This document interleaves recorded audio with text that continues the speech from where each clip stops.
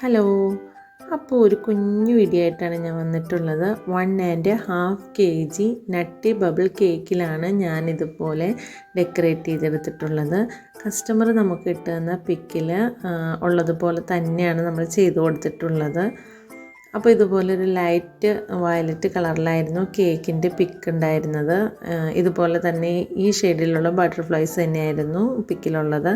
അപ്പോൾ ഞാനതിൽ same colour ബട്ടർഫ്ലൈസിന് topping കൊടുത്തിട്ടുണ്ട്. പിന്നെ ഹാർട്ട് ഷേപ്പിലൊരു ടോപ്പിംഗ് ആയിരുന്നു അതിലും കൊടുത്തിട്ടുണ്ടായിരുന്നത്. അപ്പോൾ ഞാൻ അതുപോലെ തന്നെ ഒരു ടോപ്പിംഗ് വെച്ച് കൊടുത്തിട്ടുണ്ട്.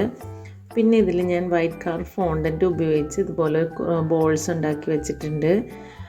പിന്നെ വൈറ്റ് ഷുഗർ ബോൾസ് വലുതും ചെറുതും ഇട്ട് കൊടുത്തിട്ടുണ്ട്.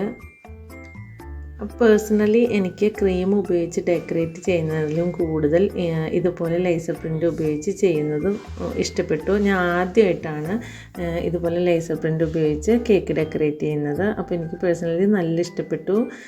അപ്പോൾ നിങ്ങളും ഇതുപോലെ ലേസർ പ്രിൻ്റ് ഉപയോഗിച്ച് കേക്ക് ഡെക്കറേറ്റ് ചെയ്യുകയാണെങ്കിൽ നമുക്ക് നല്ല ഭംഗിയുള്ള കേക്കുകൾ ഉണ്ടാക്കിയെടുക്കാം. അപ്പോൾ ഫൈനൽ ലുക്ക് ഇഷ്ടപ്പെട്ടാൽ ലൈക്ക് ചെയ്യാനും ഷെയർ ചെയ്യാനും ചാനൽ ഇതുവരെ സബ്സ്ക്രൈബ് ചെയ്യാത്തവരാണെങ്കിൽ സബ്സ്ക്രൈബ് ചെയ്യാനും മറക്കണ്ട കേട്ടോ.